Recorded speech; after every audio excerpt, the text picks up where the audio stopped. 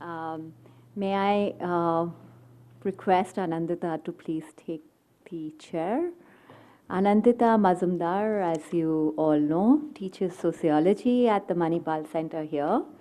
Her research engages with questions of reproductive rights, the nation state, and interpersonal relations in the context of commercial surrogacy and assisted reproductive technologies in India. She's previously taught at the University of Delhi and was recently awarded her doctoral degree by the Department of Humanities and Social Sciences at IIT Delhi. And it's a pleasure to reconnect with Anandita after, I don't know, 2 decades, almost 2 decades. So her paper is a fascinating paper on the conceptions of the mythic and assisted conception. 30 minutes. Yeah, thank you. Good morning. Thank you for making it on a Sunday morning to listen to me talk about the bizarre world of assisted conception.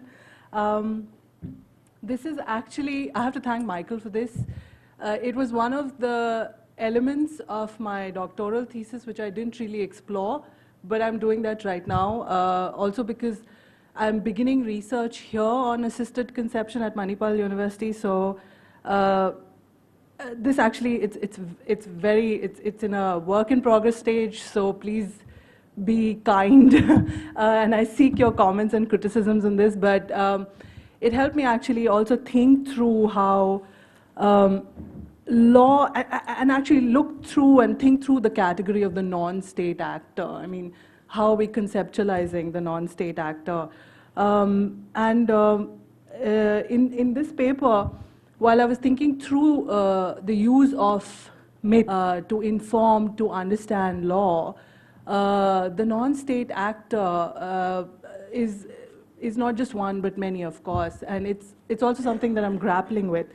But basically, what I'm doing in this paper is looking at the Indian Council of Medical Research Assisted Reproductive Technology Bill, which is meant to regulate the use of in vitro fertilization techniques and commercial surrogacy in India, or what is known in common parlance, renting a womb, problematic term, but it's a transnational industry. And the bill has been through various versions, various avatars, and recently what I'm actually invoking in this paper is the Indian Council of Medical Research Secretary R.S. Sharma, who's ubiquitous. He's on TV, he's in the newspaper. He actually represents the ICMR bill on assisted reproductive technologies. His recent lecture at Manipal University. So I use elements of his lecture and myth to understand how he kind of looks and sells assisted reproductive technologies. At the inauguration of a hospital in Mumbai in October 2014, the Prime Minister of India, Narendra Modi, invoked Lord Ganesha and the infamous anti-hero Karna from the Mahabharata as products of ancient Indian expertise in plastic surgery and assisted reproduction, or genetic engineering, respectively. Op-eds and internet discussion groups marked this bizarre take on medicine and medical innovation, with commentators seeking to understand what PM Modi was actually invoking when he referred to Ganesha and Karna. One must remember that both plastic surgery and the genetic engineering ART's medicine in India are now emerging transnational industries that attract domestic and international clientele. Was this then a subtle way of saying we make in India way before others did? Or, and I speculate here, this was an attempt to bring forth a different form of legitimacy. The Indian Council of Medical Research Drafting Committee for the Assisted Reproductive Technologies Bill aims to bring forth similar paradoxes of the divine in consonance with the everyday. This paper seeks to explore the inspiration of divine birth as a form of legitimation for assisted conception. In this way, I wish to ask the following question. How is legalese combined with myth in understanding and positioning contemporary practices embedded in biomedicine? Since 2008, the draft ART's regulation bill has been part of public conversations primarily because it is the only form of recognizable quasi-legal regulation governing the use of assisted reproductive technologies and commercial surrogacy. The bill has had a 2010 avatar, which was circulated for public debates and discussions. Further, the draft 2013 ART bill, 2010 ART Assisted Reproductive Technologies, necessitated a parallel process of mobilizing a wider response, particularly because this proposed legislation will be the first of its kind in South Asia and is a step forward in checking the untrammeled commercialization of ARTs. Although the Bill 2013 acknowledged the importance and significance of ethical practices in the context of ART services, in the present form, the bill is inadequate in protecting and safeguarding the rights and health of women going for IVF techniques, recruited as surrogates, and children born through commercial surrogacy. It also lacks setting the standards for medical practice and completely ignored the regulation of third-party agents who play a pivotal role in arranging surrogates, such as surrogacy agents, tourism operators, and surrogacy home operators and clinicians. I'm not going into the details of this because that is not the scope of, but we can pick it up in Q&A. The 2014 bill, which was recently opened to the public at a meeting convened by the National Commission of Women, Government of India, brings forth a different set of considerations that deal with ideas of access and legitimacy, which I analyze in this paper, are deeply linked to the conversation between myth and contemporary ethical medical practice. In this paper, I look at the myth of the birth of Krishna as one that is most often invoked in conversations on ARTs by representatives of the ICMR and other IVF specialists. Here I analyze the myth in relation to a recent lecture given by the ICMR Secretary, Dr. R.S. Sharma, who is in charge of the draft bill, at the opening of a new embryology unit here in Manipal University. I draw from his PowerPoint, which is available online for public dissemination, and elements of his lecture to understand how the myth is used to understand the contemporary. I also suggest that the invocation of this myth in particular is to seek legitimacy for commercial surrogacy rather than assisted reproductive technologies through the particular channelizing of ideas of the womb and motherhood. Let us begin by looking at the Krishna myth. My source for the myth is Wendy Doniger's reading of the myth, which appears in her book, Hindu Myths. Okay. Vishnu is asked to come to earth to relieve her of the burdens of man's evil ways. Here the evil incarnate is Kamsa. Vishnu makes way for his entry on earth. This is a very basic rendering. Makes way for his entry on earth in a new avatar. In the process, Vishnu tells Narada about the prophecy of Kamsa's death by the 8th child of his cousin Devaki, which is promptly relayed by Narada to Kamsa, because that's exactly what he does. Vasudev, Devaki's husband, convinces Kamsa to spare her life in return for each of the children she'll bear. Kamsa imprisons Devaki and Vasudev in anticipation of the birth of future children who he intends to kill. Vishnu seeks out Kali and the 6 embryos of Asuras embedded in the subterranean depths of hell by asking them to fulfill their destiny in the birth of Krishna. Each of the 6 Asuras are born to Devaki, and Kamsa kills them by throwing the newborns, dashing them against a stone. The 7th and 8th embryos become the important nodes of the birth of divinity. Thus, the 7th embryo in the form of Balaram or Samskarasana suffers a miscarriage in Devaki's womb, but is miraculously transported into Rohini's womb without the knowledge of Kamsa. The latter is told that the 7th birth was a miscarriage. The 8th birth is where Kali plays a big role. She takes her place in the cowherd's wife, Yashoda's womb, and is born at the same time as Krishna to Devaki. I'm sorry, it may seem confusing for those of you who do not know Krishna's birth myth, but basically I'll explain it. She takes her place in the cowherd's wife's, Yashoda's womb, and is born at the same time as Krishna to Devaki. The infants are replaced by Vasudev through divine intervention, such as, and this is seen in popular myth, the opening of the gates of the palace prison miraculously. There are no guards. The river becomes silent. There's rain, but it's silent. The covering of the baby in the basket by the Sheshnag into Jashoda's cradle. Jashoda's baby girl is then transported back to Devaki, who pleads with Kamsa to spare her life, as she is only a girl and could do no harm. Kamsa refuses to comply and dashes the baby on the stone, against the stone, at which point Kali manifests herself as the goddess and warns of his impending death at the hands of the one who still lives. Elements of a myth operate at levels of signification that are part of the narrative and elemental at the same time. I use Levi-Strauss's deconstruction of the Oedipus myth to do the same, or attempt to do the same to the Krishna myth. and this deconstruction points towards the way in which the myth-telling also has its own points of discussion and engagement. I endeavor to attempt something similar to understand the outstanding themes that emerge in relation to the birth of Krishna myth.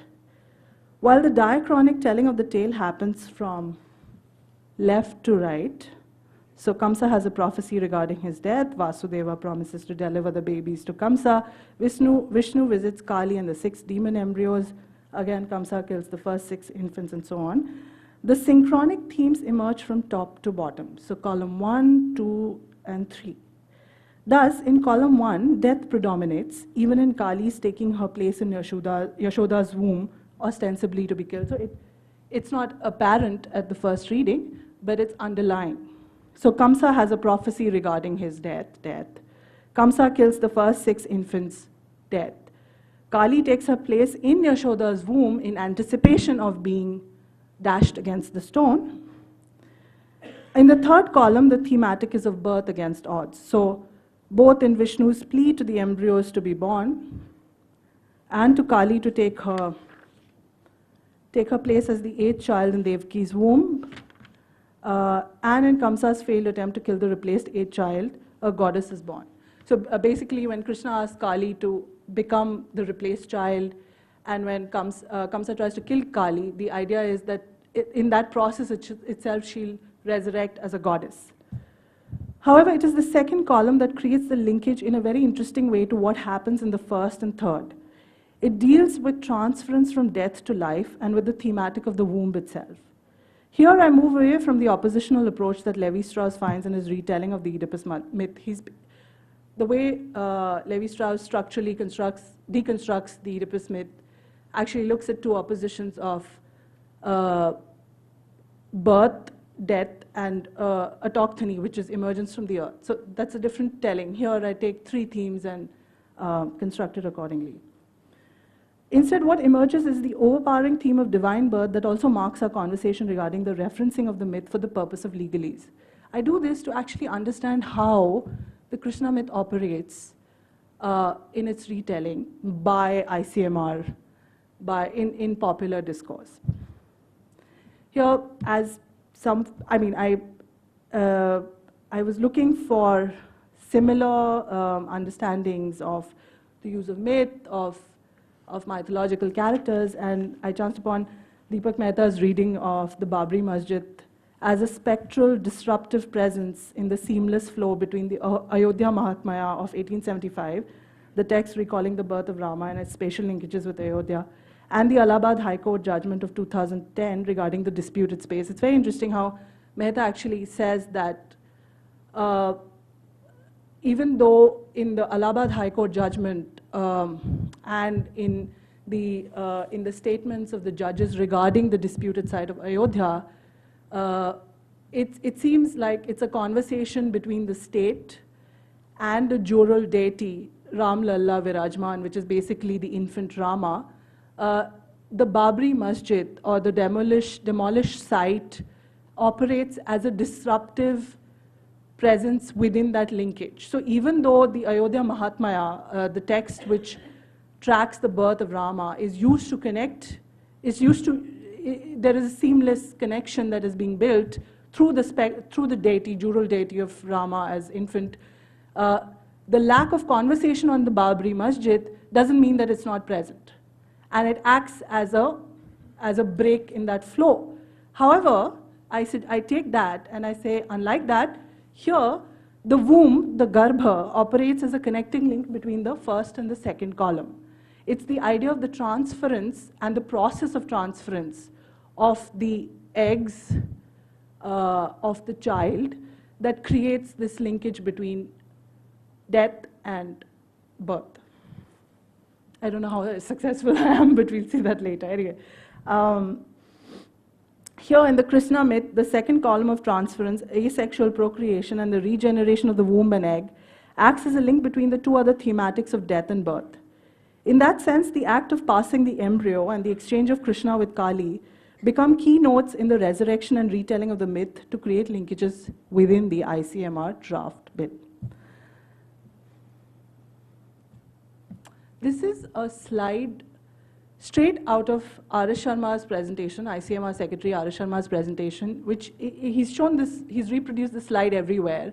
I don't know whether to laugh or to cry, but for purposes here, I'm using, please focus on the arrows and how the birth is being recreated in a medical, in a sense that is recreating the garbha, the womb. Okay. So in recent conversations regarding the ART's bill, the state is keen on restricting access to commercial surrogacy in India to Indian married couples and to overseas citizens of India, persons of Indian origins and others, purportedly excluding foreign couples who made up a bulk of those coming into access surrogacy in India. When justifying these exclusions, the chairperson of the National Commission of Women mentioned that Indian wombs were not for hiring. They were not available for use by foreigners. The rhetoric centered on and invoked the idea of a national womb that cannot be outsourced to Westerners. I suggest that the invocation of the Krishna birth myth and the particular use of the above imagery by ICMR representative R.S. Sharma at public lectures harks back to a form of resurrection of the mythic womb garbha that is uniquely Indian and thus counter to Western technology. This is particularly provocative because the use of the myth and the imagery does not counter the Western technology or imagery, but aims to provide a foil to it by suggesting that the Indian womb has already been conceptualized in the form of a carrier since mythic times. Initially, such an imagery was meant to seek out Western clientele for the growing commercial surrogacy industry, but is now effectively and conveniently being used to channelize the ideas circulating as part of a state rhetoric that deems Indian wombs as national. So the 2014 bill is very particular about not letting foreign, first it was not allowing gay couples to access surrogacy. Now it's not allowing, not letting foreign couples access surrogacy. So you are identifying Indians, people of Indian origin, overseas citizens of India, non-resident Indians, and people who are married to Indians. In a very interesting identification of who can and who cannot access the national womb. I return therefore to our rendering of the Krishna myth and to column 2 that links the thematic of death and birth in the first and second columns. The transfer of eggs to wombs in a retelling of IVF surrogacy is both different and in keeping with modern conceptualizations of asexual reproduction, different from other forms of renderings of surrogacy myths in other religious traditions such as in the Bible. In the Bible, Rachel, there is a surrogacy, Rachel tells her husband to sleep with the maid. There is sex involved. If you look at the diagram, a very rough representation, everything is flying. Sex is really not the main text. It's this divine asexual reproduction that is being sold, literally. The resemblance with the process of IVF surrogacy is the USP of the Krishna myth. In that sense, column 2 is about the garbh, the womb, fetus, and pregnancy. Garbh in Sanskrit means all three: womb, fetus, pregnancy, child, all rolled into one. The garbh becomes more than the woman and her womb. It becomes an entity in itself. The womb is a symbol, therefore, of regeneration and a site for divine birth. In Amrita Pandey's study of surrogates and surrogacy in India, the Krishna myth is invoked to different ends by the surrogate, the clinician, and the surrogacy agent. The myth is evoked to justify commercial surrogate work, to train and indoctrinate surrogates into believing that they're carrying out God's work, and to justify one's role as God's messenger. Interestingly, at some point, the Krishna myth morphs into the idea of Sarodev or Sarodevta, a mythic conception of surrogacy as God himself, represented often through the imagery of the clinician. The other end of this form of spirituality is seen in the articulation by foreign couples of a form of philanthropic work that they are undertaking to help poor third world women survive. Most of the couples Pandey interviewed, and many of the couples I also interviewed, foreign couples, actually saw this as a good deed more than anything else. So the initial discourse which is prevalent in the West of telling the surrogate that she's doing a favor for the couple for whom she's carrying the child is completely inversed in India. Here it becomes a double bind for the surrogate because she's supposed to be grateful that she has been given access to be a surrogate. Therefore, the Sarodev, she must worship Sarodev. And the foreign couple is made to believe that they're doing her a favor rather than taking a child from her. They are giving her money, setting her up, giving her a life that she never had. In that sense, Pandey notes that mythological narratives are collapsed within a quasi-religious ethic to invert the sense of obligatory gift-giving relationship that is invoked in surrogacy arrangements abroad, in which the surrogate is closer to God and giving a gift to the couple rather than the other way around. In case of the Indian surrogate, she is caught in a double bind of being obligated rather than obligating through the act of being chosen to be a surrogate, which is a privilege that makes her dependent on the philanthropy of the clinician and the foreign couple. On the other hand, I suggest that in opposition to the surrogate, the clinicians and the couples, the ICMR uses the myth to justify laws to regulate surrogacy, often in opposition to its practice in reality. In the speech given by Arish Sharma, private fertility clinics were lambasted for their unethical practices, something that was antithetical to an enterprise which is divine in its very foundations. The practice that led to the birth of gods and goddesses now unfortunately is marked by insidious practices of bloated success rates and unscrupulous doctors. Thus, the ICMR wishes to also provide a justification of its guidelines that restricts access to heterosexual married Indian couples by marking the foreign other as alien and usurping their attempt at civilizational philanthropy. It goes with telling the doctors that you're doing something wrong and therefore we are here to correct it, because this is a process which is divine in its orientation and its origin.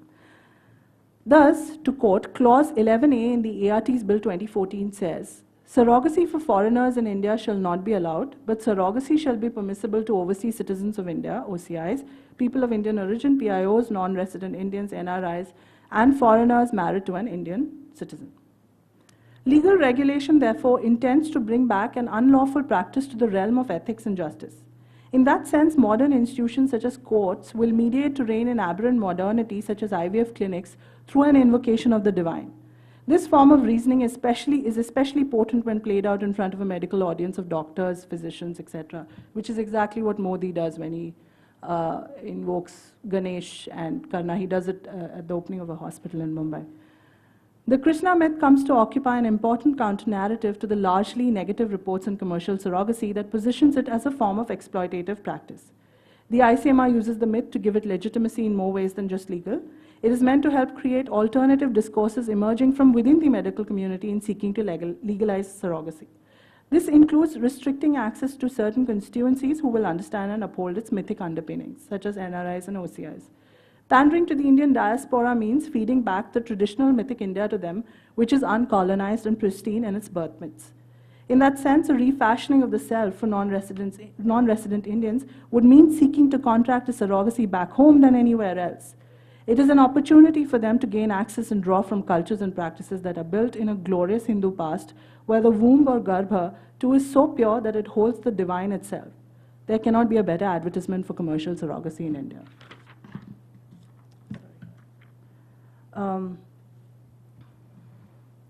The ways in which divinity comes to mark engagements with medical technologies in India are especially important in what Aditya Bharadwaj identifies as a form of engagement with the self in the face of Western innovations and interventions.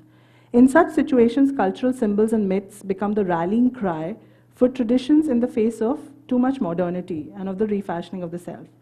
Thus, to offset the recurring and often unpredictable failure that IVF throws up, the IVF clinicians seek divine intervention. The clinician does not claim to be God as much as seek the divine's blessings and convey the same to his patients to be able to seek their sympathy and support. This is completely different from the way the divine is invoked in the surrogacy arrangement. These are ART IVF clinicians who are very unsure of the technology they're using and whether it will be successful or not. So you're constantly telling your patient, pray to God, that you may become pregnant. When the embryo transfer happens, you are praying, you're invoking the God. So the clinician does not claim to be God as much as seek the divine's blessings and convey the same to his patients to be able to seek their sympathy and support. And also to suggest that ultimately the act of procreation is assisted and therefore may not mirror the natural act. Nature and its vicissitudes then come to belong to the sphere of the divine. Contrary to the imagined space of Western scientific rationality, this process becomes a form of enactment that involves channelizing a greater power for legitimacy and help. Bharadwaj finds this an interesting way by which the traditional and modern divide is dealt with. I'm quoting Bharadwaj here. This process of juxtaposing traditional self with the modern other is best understood in terms of what Veena Das calls the double entrenchment of tradition in India. She argues that tradition is entrenched, first, in institutions that may be considered traditional, such as caste or religion, and second, in institutions that may be considered modern, such as the bureaucracy and the law.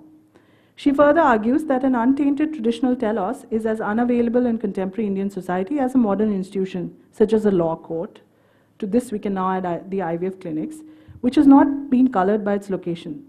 It is this double articulation which makes institutions such as caste or the religious community into new original entities. This is not a matter of aggregation by which new features are added to old ones.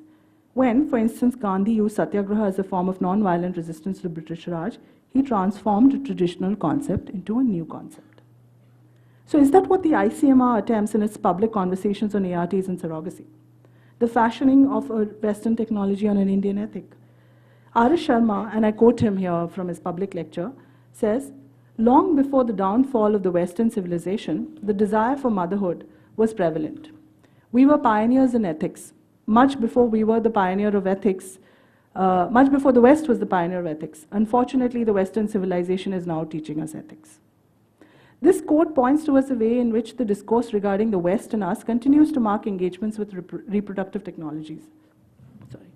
Which is why the reification of myths that mark our pioneering and early involvement in reproductive technologies. However, what is of interest is the way in which this is achieved through a pointed discourse on one particular aspect of the ARTs, which has garnered much attention even within conversation on ARTs, which is commercial surrogacy. The IVF medical fraternity is already sold on an ideology that positions themselves as demigods, nowhere more in evidence than in the readings undertaken by Bharadwaj and Pandey. This Pandey mentions, contrary to what Bharadwaj finds, that the owner-clinician of the fertility clinic in Anand, where she undertakes fieldwork on surrogacy, likens herself to Mother Teresa, a missionary of God who seeks to provide children to the childless and empowerment to the poor surrogate. Bharadwaj, however, mentions how God comes to embody rational explanation or the absence of the same in clinical practice in IVF clinics. These form of, and he calls this clinical theodicies that transform clinical practice into an act of faith and charity are not absent in other cultures. Elizabeth Roberts, for instance, finds similar negotiations amongst Ecuadorian IVF specialists seeking divine intervention when an embryo transfer is being conducted. This is why ARTs are recognized as assisted reproductive technologies rather than artificial reproductive technologies. The notion of assisting nature marks the engagement with reproduction and reproductive technologies. Here, I again read out an excerpt from the speech by R.S. Sharma. All creatures are there to pass on the genetic traits that they have to the next generation. Nature has given the provision to all creatures to pass on these genetic traits through the act of reproduction. Thus, reproduction is very, very important. According to Indian Vedic literature, there are 4 pillars of society for a good and happy life. And these are the images that follow that.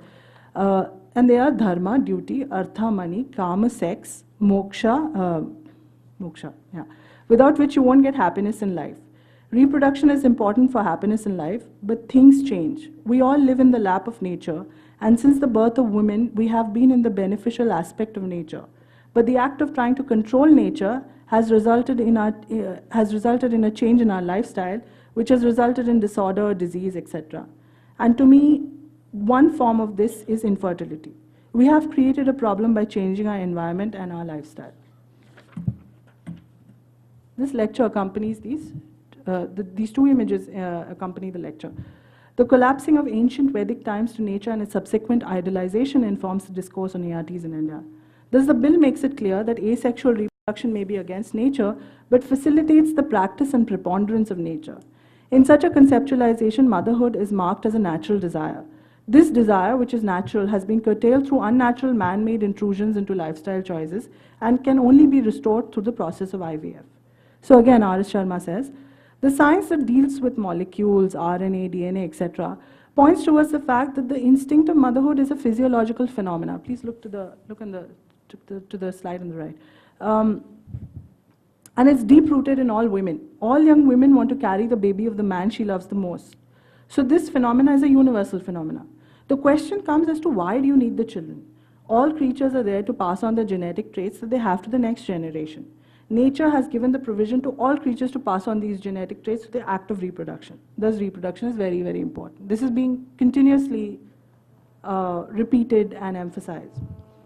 Reproduction and genes combine to be physiologically manifest through motherhood. In this, a different form of legitimacy is channelized, one that seeks to invoke technology to restore and reify nature in its original and pristine form. And once again, the Krishna myth evokes asexual reproduction, one that is predestined through prophecy more than through sexual relations, to give legitimacy to reproductive technologies. Just like Vishnu was born in Krishna's avatar to restore nature and her natural order, ARTs are positioned similarly as restorers of the natural order, one that is now reduced to impotency and infertility. ARTs are now mythic technologies that were sought to restore divine order lost through wars and mankind's sins. For the ICMR, the control and regulation of ARTs thus positions the technology at a mythic level, and its practitioners as demigods, messengers. The elements that the technology manipulates, such as the body and women's reproductive rights, or who can or cannot reproduce, is secondary to the installation and fulfillment of the mythic quality of such technologies. In that sense, the conversation regarding Krishna's adoption exchange with Yashoda seems unnecessary and not part of the conversation. If you look at this, there is a straight arrow going to Krishna. There is an arrow which is split showing Balram because there was an embryo transfer involved, but Krishna was born and then exchanged. So technically, there was no artificial assisted reproductive technology involved, mythic assisted reproductive technology involved. In that sense, the conversation regarding Krishna's adoption exchange with Yashoda seems unnecessary and not part of conversations.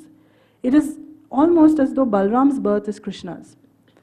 But the story of embryos is actually a story of technology in modern contemporary India, which is why clinical theodicies, in case of ARTs in India, also operate as legal theodicies, used to understand, legitimize, and formulate practices that are not only controversial, but involve the conflict of the other and the self at the very basic level. This is similar to the ways in which Sri Ram Lalla Virajman, or the infant Rama, comes to occupy the position of a jural deity in the Allahabad High Court decision around the disputed property of Babri Masjid in Ayodhya. In the conceptualization of the jural deity, thus, time and space collapse in a form of endlessness that negates the existence of the mosque. Here, the name of Rama becomes an important linguistic signifier to seek legitimacy and self-fashioning by rejecting the existence of the other, the mosque and the Muslim, through the text of Ayodhya Mahatmya.